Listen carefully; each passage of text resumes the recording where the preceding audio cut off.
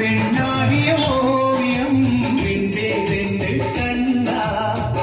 ஒவ்வொன்றும் காவியம் ஒரு மூன்றாம் பிறையை சுற்றி தங்க ஜரிகை நெய்த நெற்றி பனிப்பூக்கள் தேர்ந்த வைத்தான் அடி உனக்கே என்னும் வெற்றி பிரம்மன் செய்த சாதனை உன்னில் தெரிகிறது உன்னை எழுதும் போதுதான் மொழிகள் இருக்கிறது